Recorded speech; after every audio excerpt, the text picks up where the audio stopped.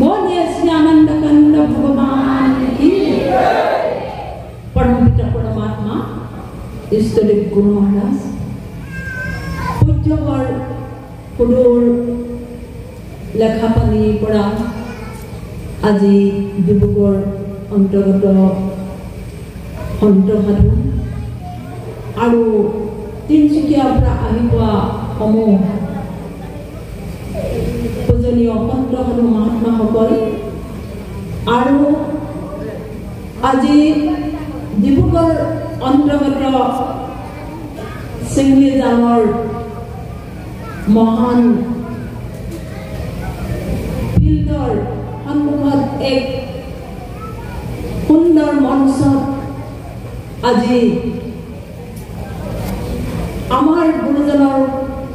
কনিষ্ঠ পুত্ৰ শ্ৰীজি মহাৰাজৰ জন্মদিন উপলক্ষে তথা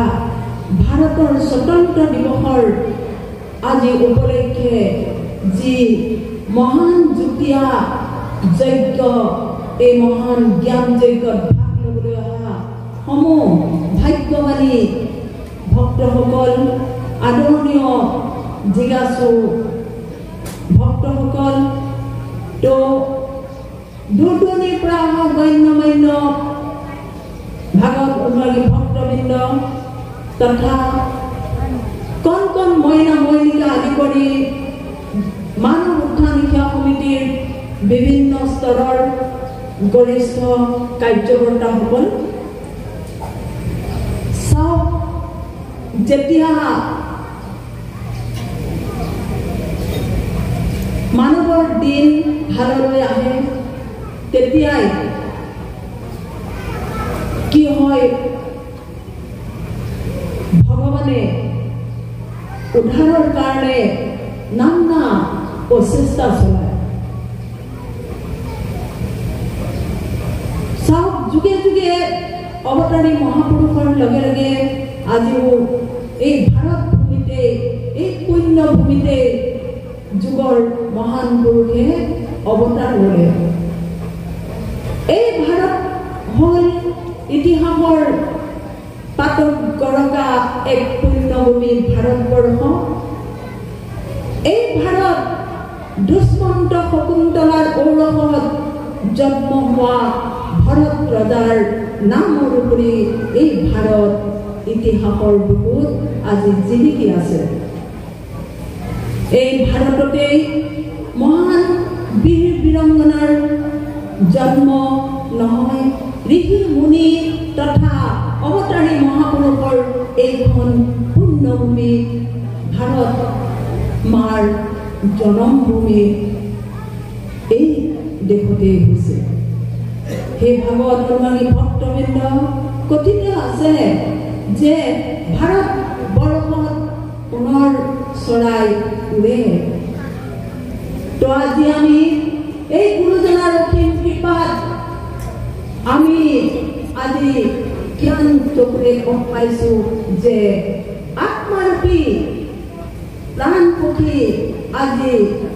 উত্তৰণ হৈ এই ভাৰত ভূমিকে পুনৰ ভাৰতত ৰূপান্তৰিত কৰিছে হে ভাগৱত অনুৰাগী ভক্তবৃন্দ আজি দিনটো এই পবিত্ৰ দিনটোতে চাওক এই ভাৰতত যেনেকৈ মহাপুৰুষ অৱতাৰ হৈছে তেনেকৈ কি হৈছে পৰচী দেশে আক্ৰমণ কৰে তো ভাৰতৰ শত্ৰু জন্ম হৈছে ঠিক মোগল সম্ৰাটৰ আক্ৰমণৰ পাছৰ পৰাই মোগলৰ হাতৰ পৰা ইংৰাজে এই ভাৰত ভূমি দেশ কাঢ়ি ল'লে আৰু তেতিয়াৰ পৰা 200 বছৰ ভাৰতে নানা জ্বালা যন্ত্ৰণা ভুগি অনেক কষ্ট সংঘৰ্ষৰ পাছত কি কৰিলে এছাম মনীষীৰ কষ্ট সংঘৰ্ষৰ ফলত যত্নত কি হ'ল আজি ভাৰতে স্বতন্ত্ৰতা লাভ কৰিলে সেই দিনটোৱে আছিল 1947 চনৰ 15 আগষ্ট এই দিনটোতে হে ভাগৱত অনুৰাগী ভক্তবৃন্দ কঠোৰ ইংৰাজৰ শাসনৰ কবলৰ পৰা হাজাৰ হাজাৰ বীৰ বীৰংগনাৰ বলিদান সাহস ত্যাগৰ দ্বাৰা এই ভাৰতবৰ্ষ স্বাধীন হ'ল ভাৰতে স্বতন্ত্ৰতা লাভ কৰিলে কিন্তু আজিও এই স্বতন্ত্ৰতাৰ আঁৰত থাকিল কিছুমান আমাৰ গুপ্ত ভুল থাকি গ'ল যিখিনি কাৰণে আজি আমাৰ ভাৰতৰ নহয় অসমৰ যিমুঠি আজি অসমীয়া বাচি আছে ই কানিয়া সজোৱা ভুৱা হৈ আজি যেনে তেনে জীয়াই আছে এই কানিয়া ভুৱা সজোৱাৰ পৰা ৰক্ষা কৰিবৰ কাৰণে আন এজন অৱতাৰী মহাপুৰুষ আজি এই ধৰাধামত অৱতাৰ হ'ল এয়াই হ'ল ভাৰতৰ বুকুত আজি সেই মহাপুৰুষৰ আবিৰ্ভাৱ হোৱাৰ কাৰণে আমি গত মহাপুৰুষসকলে লিখি থৈ যোৱাৰ শাস্ত্ৰ অনুসৰি আমি আজি সেইজন মহাপুৰুষক লগ পালো সেইজনেই হ'ল আজি আমাৰ ফটোত লাগি থকা আমাৰ যুগৰ মহান পুৰুষ গুৰু মহাৰাজী হে ভাগৱত ভক্তবৃন্দ এই গুৰুজনৰ আৰু অমিতা মাৰ ঔৰসত দুই ভাতৃদ্বয়ৰ ভিতৰত এজন কনিষ্ঠ পুত্ৰ সেইজনেই হ'ল সুযোগ্য সন্তান শ্ৰী সুৰেশজী মহাৰাজী সুৰেশজী মহাৰাজী এই দিনটোতে জন্মগ্ৰহণ কৰে তো আৰু আজি সেই দিনটোৰ স্মৰণতে আমি আজি এই মহান যজ্ঞ আমি উপনীত হৈছো এই সত্ৰৰূপী মহান যজ্ঞ সকলোৱে আজি মনৰূপী আহুতি দি আমি একাগ্ৰ মনে আজি সন্ত সাধু ভক্তৰ আজি অনেক আমি অনুভৱী সত্ৰম আজি শুনি আছিলো হে ভাগৱত ভক্তবৃন্দ আজি এই দিনটোতে ভাৰতে লাভ কৰিলে অনেক মণিবীৰ যত্নত কি হৈছিল বহুতো জাতীয় পতাকা উত্তোলন হৈছিল জাতিৰ গৌৰৱ অনুসৰি ভাৰতৰ বুকুত অনেক জাতীয় পতাকা 1920 চনৰ পৰা আবিৰ্ভাৱ কৰি শেষত এছাম আধ্যাত্মিক মাৰ্গৰ এছাম যুৱকে মহাত্মা গান্ধী লাল বাহাদুৰ শাস্ত্ৰী আৰু জৱাহৰলাল নেহৰু এনেধৰণে আধ্যাত্মিক জ্যোতিপ্ৰসাদ আগৰৱালা বিষ্ণু প্ৰসাদ ৰাভাৰ অসীম কষ্ট আৰু তপস্যাৰ ফলত এখন জাতীয় পতাকা গঢ়ি উঠিলে ভাৰতবৰ্ষত সেইখনেই আমি গাই থাকো তিনি বৰণীয়া জাতীয় পতাকা নীল আকাশত নাচে ওপৰে গেৰুৱা মাজত শুকুলা তলত শ্যামল আছে বগাৰ মাজত অশোক চক্ৰ চিত্ৰ জিলিকি ৰয় আমাৰ জাতীয় পতাকাখনি কদাপি নহয় ক্ষয় এই আধ্যাত্মিক মাৰ্গেৰে এই পতাকাই কেতিয়াও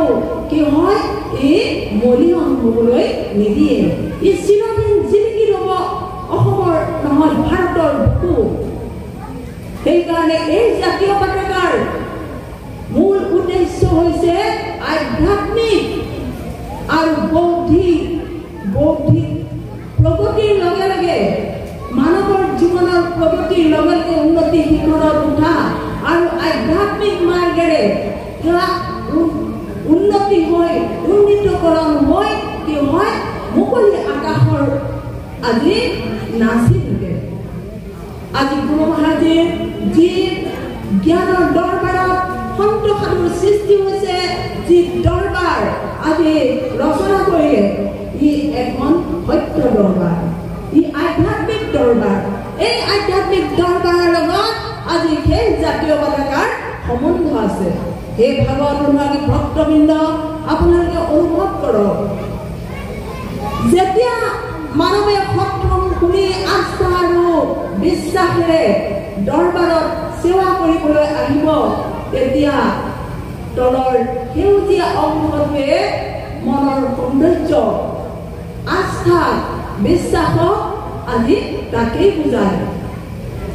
আৰু মাজৰ বগা অংশটো পবিত্ৰতা আৰু শান্তিৰ প্ৰতীক আৰু সেই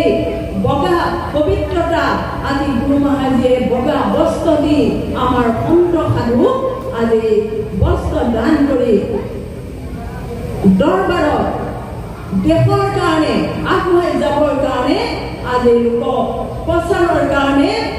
দেশৰ শান্তিৰ কাৰণে প্ৰগতি পথত আগুৱাই যাবৰ কাৰণে বগা বস্ত্ৰ দি শান্তি আৰু পবিত্ৰতাৰ চিনৰ প্ৰতীক কৰি দিছে আৰু সেই শান্তি মাৰ্গত আমি মাজত থকা অশোক চক্ৰই তাত আছে 24ডাল দাণ্ডি এই 24ডাল দাণ্ডিয়ে 24 তত্ত্বক বুজায় মানৱৰ 24 তত্ত্ব উত্তীৰ্ণ কৰি যেতিয়া দেশৰ প্ৰতি ত্যাগ আৰু সাহস আহিব হে ভাগৱত অনুৰাগী ভক্তবৃন্দ সেই তেতিয়াই গুৰু মহাৰাজে গেৰুৱা বস্ত্ৰ দান দিয়ে দেশৰ কাৰণে ত্যাগ বলিদান দিবৰ কাৰণে এই গেৰুৱা বস্ত্ৰতে আমাক তাকেই বুজায় আজি জাতীয় পতাকাৰ উত্তীৰ্ণ হৈ লাষ্টৰ ওপৰৰ অংশ হ'ল গেৰুৱা সেই গেৰুৱা প্ৰতীকে কি বুজায় ত্যাগ আৰু সাহস দেশৰ কাৰণে ত্যাগ আৰু সাহসৰ বলিদানৰ কাৰণে আজি গুৰু মহাৰাজেও আমাক আজি এনেকুৱা ভগৱা বস্ত্ৰ দি আজি দেশৰ কাৰণে আগুৱাই দিলে হে ভাগৱত অনুৰাগী ভক্তবৃন্দ এই মোৰ সন্ত সাধু যি সত্যক সাধন কৰিব পাৰে যি সত্যক দৰ্শন কৰাব পাৰে সত্য মানে আত্মা আত্মা মানে ভগৱান ঈশ্বৰ এই ঈশ্বৰক যি দৰ্শন কৰায় আৰু এই সন্ত সাধু কোনে দিছে তত্ত্বদৰ্শী মহান পুৰুষে আজি সন্ত সাধু সৃষ্টি কৰিলে সন্ত সাধু সৃষ্টি কৰাৰ লগে লগে আমাক কি কৰিলে নামৰ সৃষ্টি কৰি সন্ত সাধু এই নামৰ স্বৰূপ দি পঠাই দিলে ক'লৈ গাঁও গলি গুহা বস্তি নগৰ চহৰ দেশ বিদেশ আদি সকলোতে সন্তই কি কৰিছে আধ্যাত্মিক মাৰ্গৰ উন্নতি হ'বৰ কাৰণে আজি বৌদ্ধিকৰ লগে লগে আধ্যাত্মিক উন্নতি হ'বৰ কাৰণে কি কৰিলে এই নাম ধৰ্ম নামেৰে আজি মানৱ ধৰ্ম নামেৰে আজি নাম ধৰ্ম প্ৰচাৰ কৰা আজি সিদ্ধান্ত ললে হে ভাগৱত অনুৰাগী ভক্তবৃন্দ চাওক আজি এই নামে এই সন্ত সাধুৱে কি হৈছে শংকৰ মাধৱেও কি কৰিলে কীৰ্তনত লিখি থৈ গ'ল নামঘোষাত লিখি থৈ গ'ল এই ভাৰতবৰ্ষৰ কাহিনী এসময়ত ভাৰতবৰ্ষ কি হ'ব বহুত ধন্য হ'ব সেই সময়ৰ কথা শংকৰ মাধৱে নামঘোষাত লিখি থৈ গ'ল যে ধন্য ধন্য কলিকাল ধন্য নৰতনু ভাল ধন্য ধন্য ভাৰতবৰ্ষে চাওক শাস্ত্ৰটো ভাৰতবৰ্ষৰ ইতিহাস লিখি থোৱা আছে তো আজি সেই ভাৰতবৰ্ষতে কি হৈছে আমি সকলোৱে ধন্য হলো কিহৰ কাৰণে এক আধ্যাত্মিক মাৰ্গেৰে আমাৰ জীৱন উন্নতি পথত আগুৱাই আমাৰ আত্মা উন্নত কৰি উচ্চ শিখৰত ৰাখিবৰ কাৰণে আজি আমাৰ গুৰু মহাৰাজে আমাক প্ৰেৰণা দিলে হে ভাগৱত অনুৰাগী ভক্তবৃন্দ এই হৈছে সন্ত সাধুৱে আজি নামৰ দ্বাৰা এটি মাত্ৰ শব্দ এই শব্দটোৱে হ'ল নাম তো শব্দ হি ধৰতি শব্দ হি আকাশ শব্দ হি শব্দ ভয়ো প্ৰকাশ এই শব্দ সাগৰত যেনেকৈ চুনামি অবাসীন হৈ আছিল ঠিক তেনেকৈ আমাৰ মানৱৰ নহয় সমস্ত জীৱ জগতৰ মাজত আজি নামৰূপী শব্দ অবাসীন হৈ আছে এই শব্দ আজি গুৰু মহাৰাজে উদ্ধাৰ কৰি আমাক এই শব্দ ব্ৰহ্ম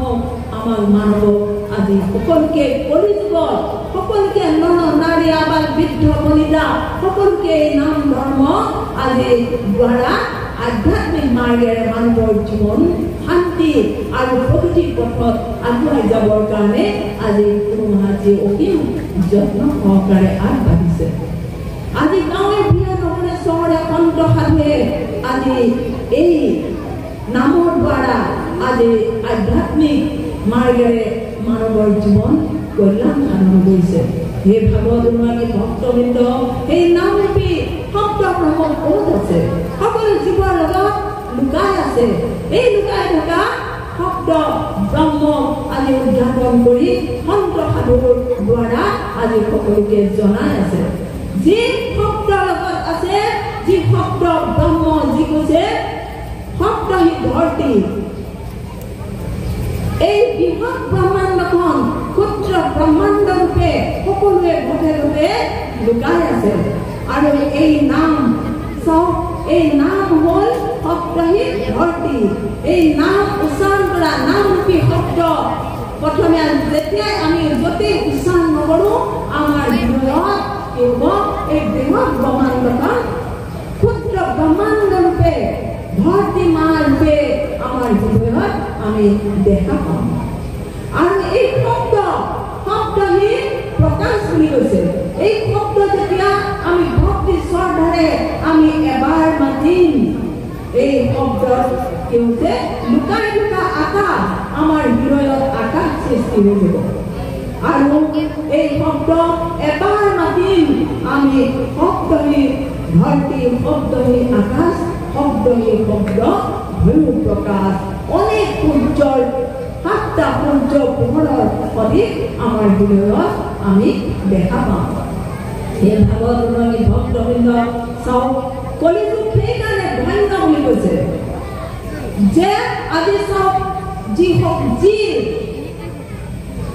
এই মহান আত্মজ্ঞান প্ৰথম দেৱতাসকলে পাই মুক্ত কৰি থৈছিল, কিন্তু সেই আত্মজ্ঞান, এই দেৱৰ দুৰ্লভ জ্ঞান আজি কলিযুগত কি কয় পাৰ্বতীক দিয়াৰ চলতে ভাগৱত সৃষ্টি কৰি দিলে। তাৰ পাছতে দেৱতাসকলে মুক্ত কৰি থোৱাৰ পাছত আকৌ পুনৰ শংকৰ মাধৱ নিচিনা আজি মহাপুৰুষে আহি কি কৰিলে? জেগাই জেগাই কম কলালৈ আজি ভাৰতৰ ভূমিত কি কৰিলে? আজি প্ৰচাৰ কৰিলে। ঠিক তেনেধৰণে আজিও আমাৰ এই যুগত আমি এজন পুৰুষ আমি লগ পালোঁ। শাস্ত্ৰ অনুসাৰে চাওক, শাস্ত্ৰ যদি আমাৰ মহাপুৰুষসকলে শাস্ত্ৰ নিদিলেহেঁতেন, যদি আমি সেইজন পুৰুষ আজি বিচাৰি নাপালোহেঁতেন। সেইজনী হ'ল আমাৰ শ্ৰী সতপালজী মহাৰাজ, যিয়ে সত্যক পালন কৰি আছে, সত্য যুগৰ সূচনা কৰিছে, সত্যৰ নাম হৃদয়ত অংকুৰিত কৰিছে। হে ভাগৱত অনুৰাগী ভক্তবৃন্দ, আৰু তেওঁৱেই আমাৰ গৌৰৱত আজি হাজাৰ হাজাৰ সন্ত সাধু সৃষ্টি কৰিলে। আৰু তেওঁৱেই হাজাৰ কৌৰৱ অৰ্জুনৰ সদৃশ ভক্তক আজি জন্ম দিলে। আহক আমি সকলোৱে আজি এইখিনিতে গুৰু মহাৰাজে আমি গুৰু ব্ৰহ্মা, গুৰু বিষ্ণু, গুৰু দেৱ মহেশ্বৰ বুলি আমি ধাৰ কৰিব পাৰোঁ। তো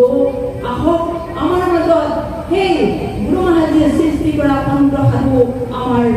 আজি বহুত অনুভৱী সন্ত সাধু আছে। তেওঁলোকৰ চৰণত যাওঁ, নিশ্চয় আমি তেওঁলোকৰ সৎসং প্ৰবচন শুনি আমাৰ জীৱন ধন্য কৰিম। আহক হৰি অন্তৰ্য বলিয়ে শ্ৰী সদ্গুৰুদেৱ মহাৰাজ